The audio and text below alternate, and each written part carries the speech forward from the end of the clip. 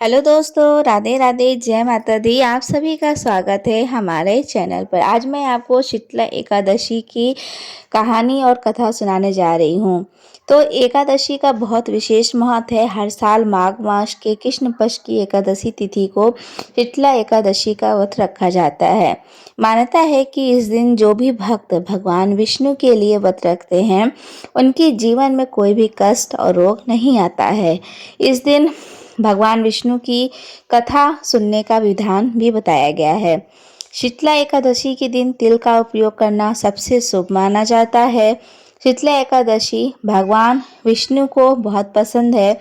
इस दिन जो व्यक्ति भगवान विष्णु की विधिवत पूजा करता है, उसे सभी पापों से मुक्ति मिलती है। शीतला एकादशी के दिन तिल का दान करना सबसे अच्छा माना जाता है। इसके अलावा जो कोई भी इंसान शीतला एकादशी का व्रत करता है, उनके घर में सुख शांति का वास भी होता है।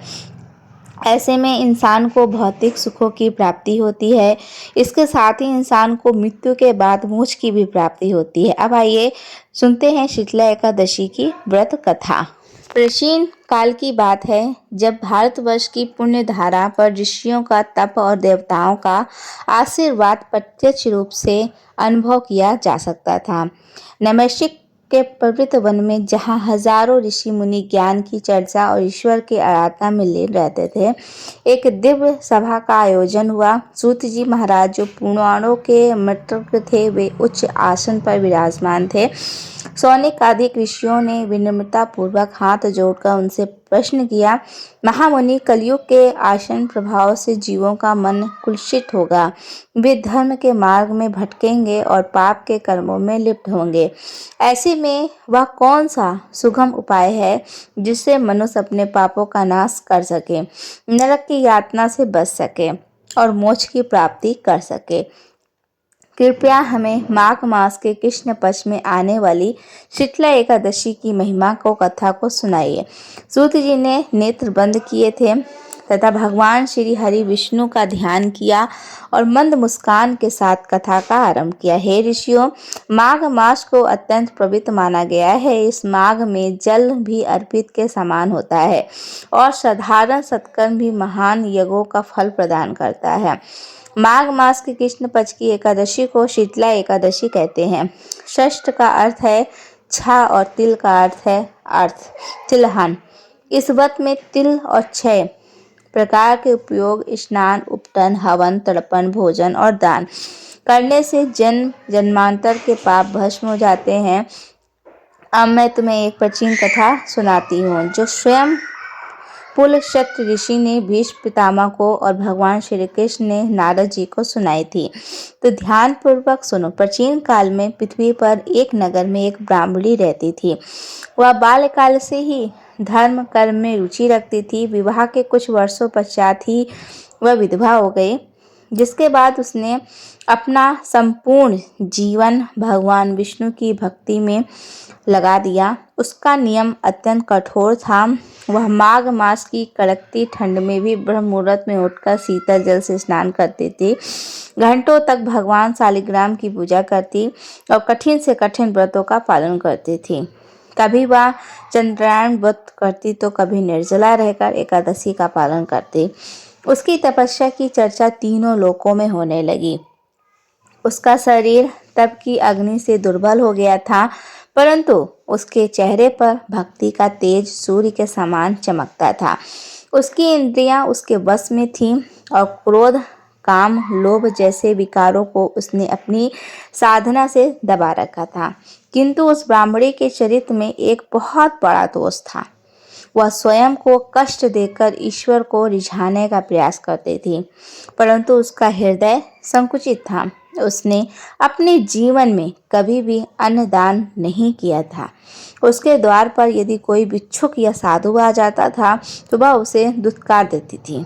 उसे लगता था कि ये केवल शारीरिक कष्ट सहना और पूजा करना ही धर्म है। परोपकार, धन और उदारता का भाव उसके भीतर बिल्कुल भी नहीं था। वह धन छोड़ने में लगी रहती थी।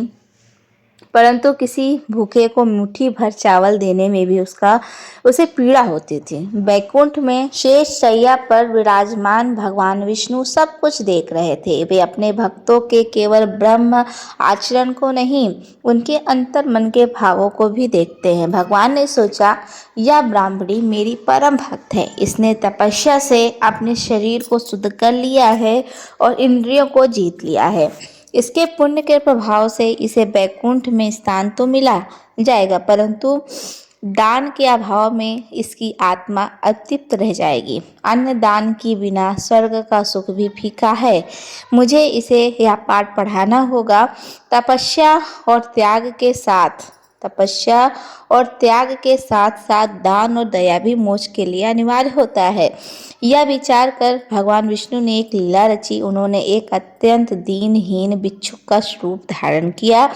उनके वस्त्र फटे हुए थे, हाथ में एक पुराना बिछा पात्र था और शरीर जर्जर था। वे लखड़ते हुए उस ब्राह्मणी के द्वार पर पहुंचे।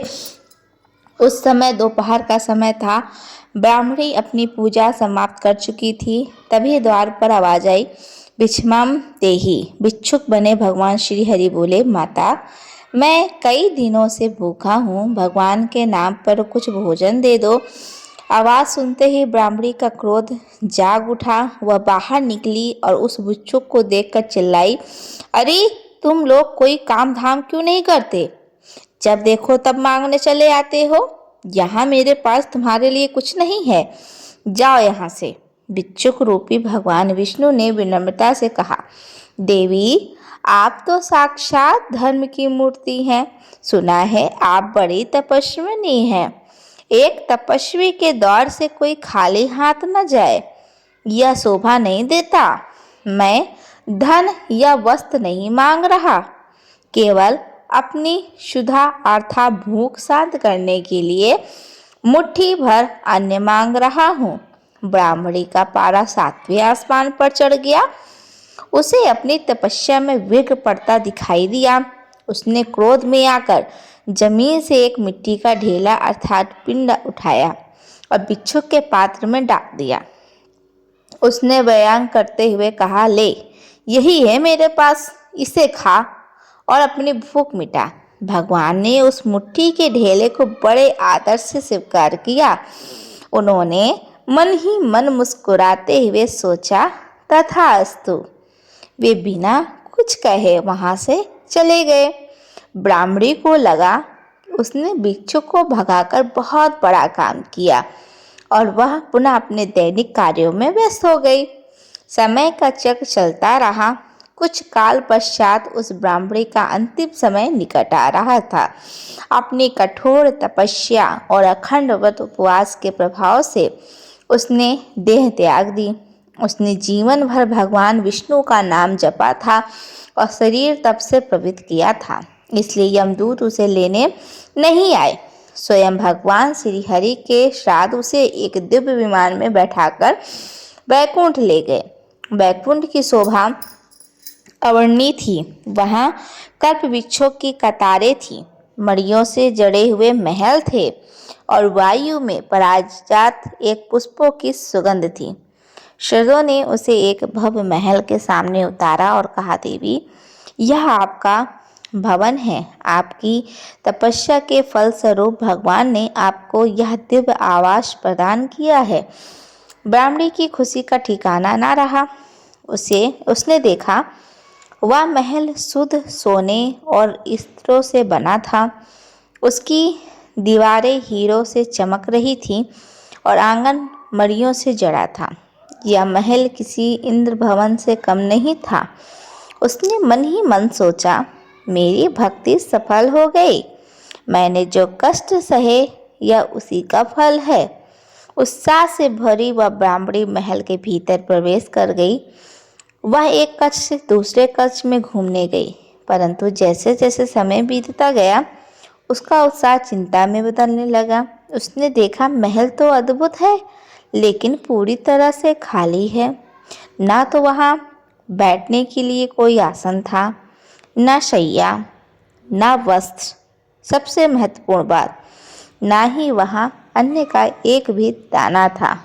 सोई घर भी खाली था, अन्न के पात्र भी शून्य थे। धीरे धीरे उसे भूख सताने लगी। वैकुंठ में पहुंचकर भी भूख और प्यास ने उसका पीछा नहीं छोड़ा था। वह भूख से व्याकुल हो उठी। यह कैसा स्वर्ग है, यहाँ कैसा मोक्ष है। इस प्रकार वह बड़कने लगी। इतना विशाल स्वर्ण भवन पर खाने को एक निवाला नहीं, क्या मैं यहाँ भूखी रहूंगी। उसकी व्याकुलता बढ़ती गई।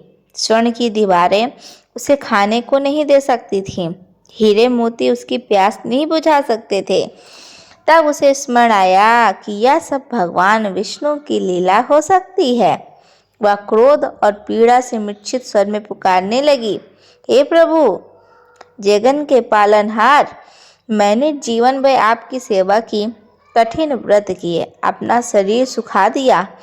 आपने मुझे यह महल तो दिया, इसमें भोग की कोई सामग्री क्यों नहीं है। क्या आपकी भक्त यहाँ भूखी मरेगी। उसकी करुण पुकार सुनकर भगवान विष्णु प्रकट हुए। वे उसी भिक्षुक के रूप में ही नहीं अपितु अपने चतुर्भुज दिव्य स्वरूप में थे।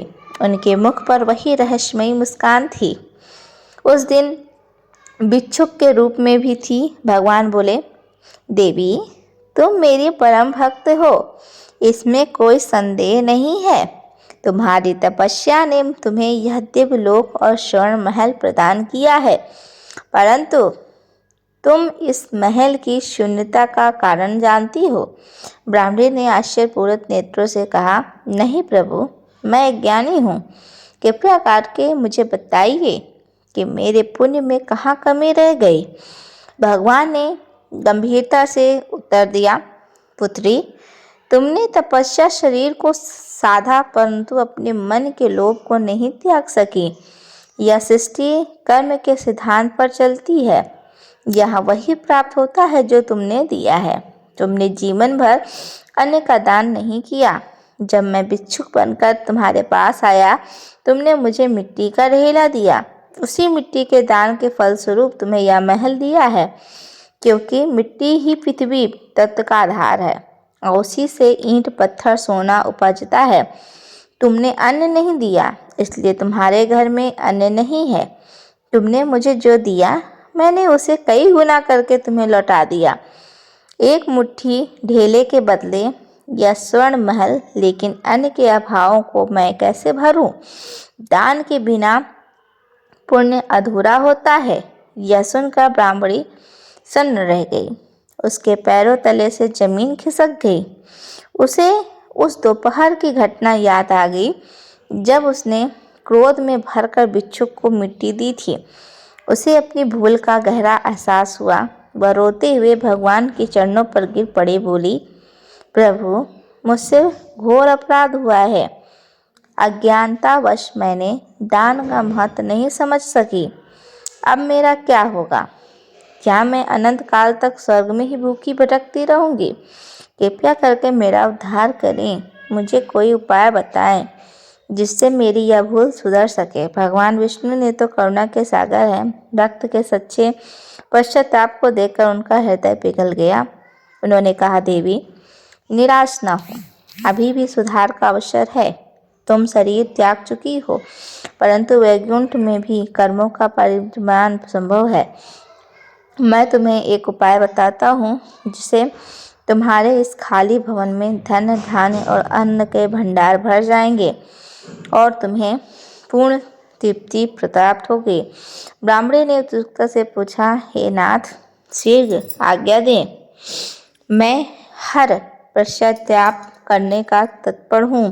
भगवान ने कहा, अब तुम अपने इस महल के भीतर जाओ, द्वार बंद कर लो। कुछ समय पश्चात देवलोक की अप्सराएं और देव कन्याएं तुम्हें देखने आएंगी।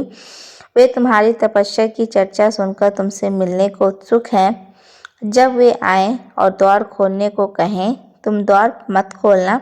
तुम उनसे कहना, पहले तुम्हें शीतला एकादशी की व्रत का महात्म्य और विधि सुनाएं। तब तक तुम्हें यह कथा ना सुना दें, तुम उनके दर्शन मत करना। उसका व्रत का महात्म्य को सुनने के मात्र से ही और फिर उसका मानसिक संकल्प करने से तुम्हारा यह दोष मिट जाएगा। इतना कहकर भगवान अंतर्ध्यान हो गए वहाँ से। ब्राह्मणी ने प्रभु की आज्ञा स्वीकार की। वह अपने स्वर्ण महल के भीतर गई। अंदर से द्वार बंद कर लिया। वह प्रतीक्षा करने लगी कब देव कन्याएं आए और कब उसे अपने पापों से मुक्ति का मार्ग मिले। उसके मन में जब अब अहंकार नहीं, अभी तो केवल पश्चाताप और ईश्वर के वचनों का विश्वास शेष था। वह समझ चुकी थी कि केवल स्वर्ग के लिए जीना धर्म नहीं है, स्वर्ग के लिए त्याग करना असली पूजा है। भगवान विष्णु ने आदेश अनुसार वह ब्राह्मणी अपने भव्य किंतु रिक्त स्वर्ण महल के भीतर प्रविष्ट हुई और उसने मुख द्वार को भीतर से बंद कर लिया। अब वह नितांत अकेली थी। बाहर बैकुंठ का अलौकिक सौंदर्य था, परंतु भीतर केवल शून्यता और स्वच्छता थी। हीरों से जड़ी दीवारें चढ़ी हुई थी। वह मड़ियों के फर्श पर बैठ गई। उसका मन घोर विषाद भरा हुआ था। एकांत में उसे अपने जीवन का चित्रित स्पष्ट दिखाई देने लगा। उसे स्मरण हो आया कि कैसे उसने जीवन भर केवल स्वर्ग के उद्धार को चिंतित किया। उसने सोचा शरीर को सुखाना ही तप है, परंतु आज उसे समझ आ रहा था कि आत्मा का विस्तार दान में है। हाय, मैंने व्यर्थ ही अपने अन्न के भंडारे भरे रखे। यदि मैंने उस अन्न को किसी भूखे को दिया होता तो आज यह स्वर्ण भवन अन्नपूर्णा के भंडार से जैसा होता। मैंने मिट्टी दिया तो मुझे स्वर्ण मिला, परंतु प्राणों की रक्षा करने वाला अन्न ही नहीं मिला।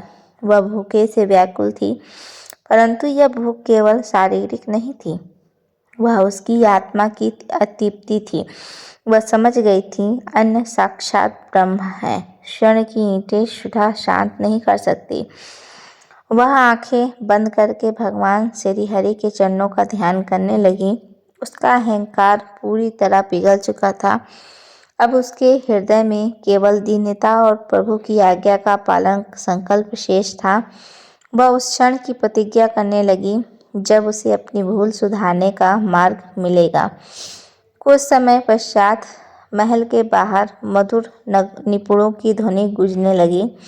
वायु में द्वीप परिजात पुष्पों की सुगंध और घनी हो गई। देवलोक की अप्सराएं और देव नागाएं, जिनका सौंदर्य शरद पूर्णिमा के चंद्रमा के समान था, उस ब्राह्मणी के दर्शन हेतु वहां पधारी। उन्होंने सुना था पृथ्वी लोक से एक ऐसी तपस्विनी आई है जिसने अपनी कठोर साधना से शरीर वैकुंठ जैसा पद प्राप्त किया।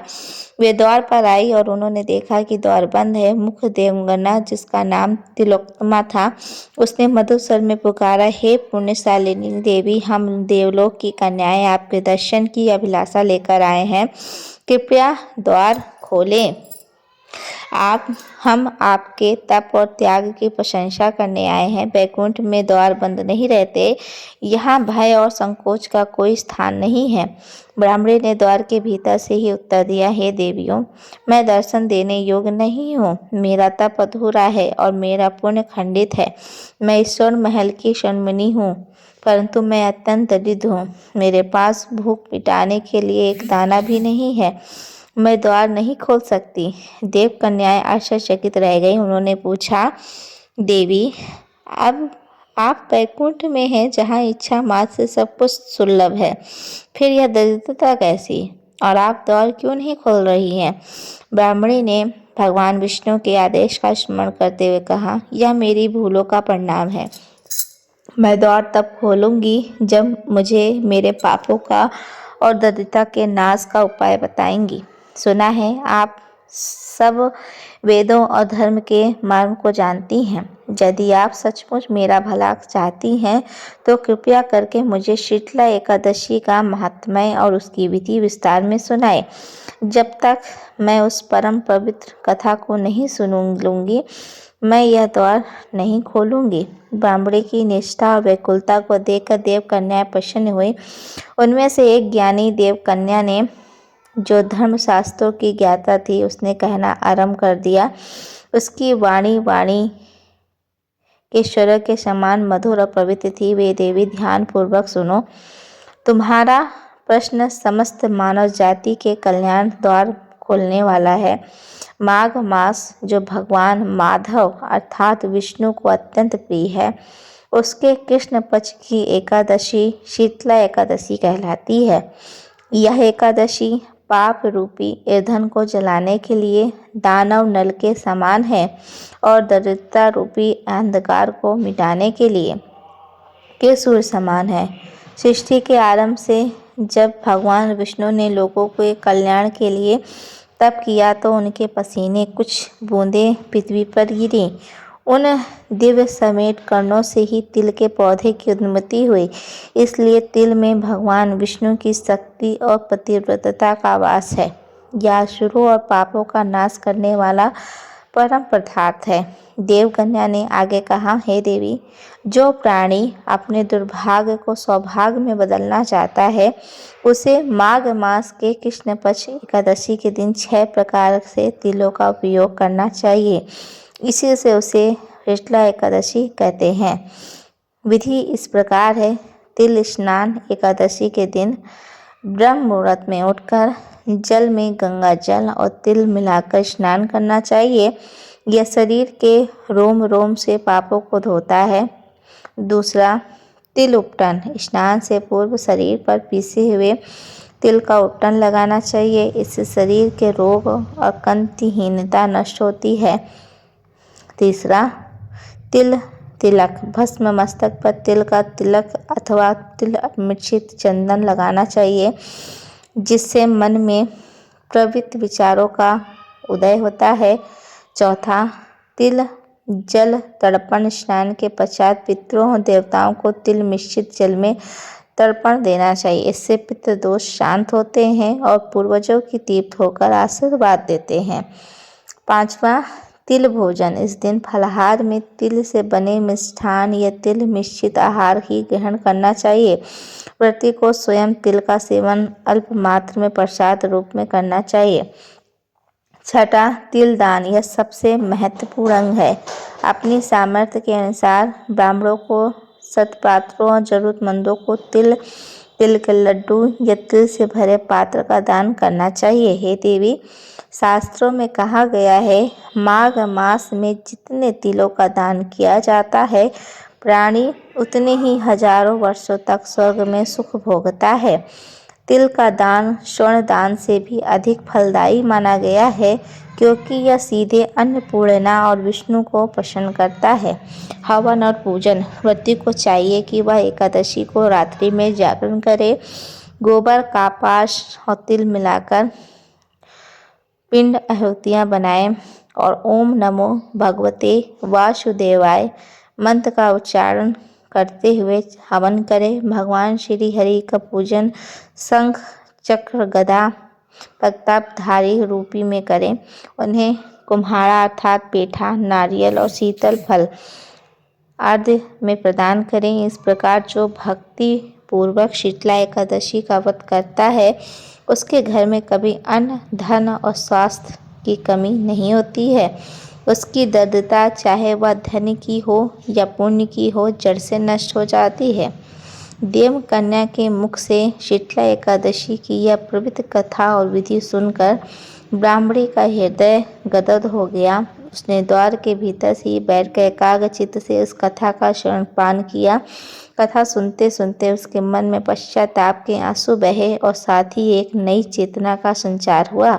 उसने मन ही मन संकल्प लिया, हे प्रभु, अब से मेरा सर्व शरीर दान और परोपकार के लिए होगा। मैं इस एकादशी के महत्व को स्वीकार करती हूँ।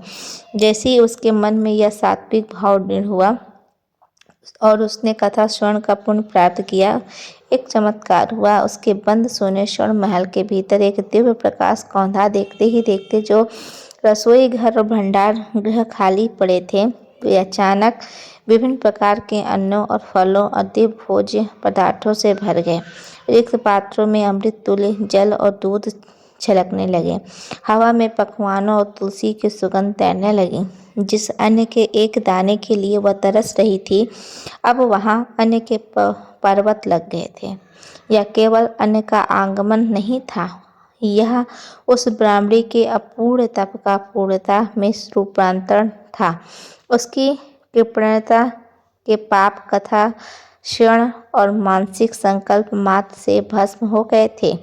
अपने महल को धन धान्य से परिपूर्ण देखकर ब्राह्मणी की आंखों में कृतज्ञता के आंसू बह निकले। उसने कांपते हाथों से द्वार खोला। सामने खड़ी देव कन्याओं ने देखा कि ब्राह्मणी का रूप बदल चुका है। उसके चेहरे पर अब केवल तप की रुचिता नहीं बल्कि तृप्त और उदारता की सौभाग्यता भी थी। वह साक्षात लक्ष्मी के समान प्रतीत हो रही थी। ब्राह्मणी ने बाहर आकर देव कन्याओं के चरण स्पर्श किए और कहा, देवियों, आज आपने मुझे केवल कथा नहीं सुनाई है, अभी तो मुझे नया जीवन दिया है। आपने मुझे सिखाया है कि बिना त्याग के भोग संभव नहीं है और बिना दान के निवारण अधूरा है। मेरी दरिद्रता मिट गई है। तत्पश्चात उस ब्राह्मण ने उन देव कन्याओं को उसी अन्न और तिल से सत्कार किया। उसने समझ लिया कि ईश्वर द्वारा दी गई संपदा को अपने तक सीमित रखना ही पाप है और उसे बांट देना पुण्य है। वह वैकुंठ में अनंत काल तक भगवान की सेवा और सत्संग में लीन रही, परंतु अब उसका हृदय संकुचित नहीं बल्कि आकाश जैसा विशाल हो गया था। नैमिषारण्य में कथा को विराम देते हुए सूतजी महाराज ने ऋषियों को देखा और सभी ऋषिगण भाव विभोर हो अब बाहर आए थे।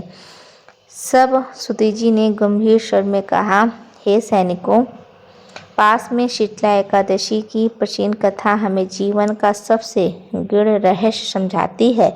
मनुष्य प्रायः सोचती है कि जो उसने कमाया है वह उसका है, परंतु सत्य यह है कि जो उसने दिया है केवल वही उसका है। वह ब्राह्मणी तपस्विनी थी, कृपण थी, इसलिए उसे स्वर्ण तो मिला पर तृप्त नहीं मिली।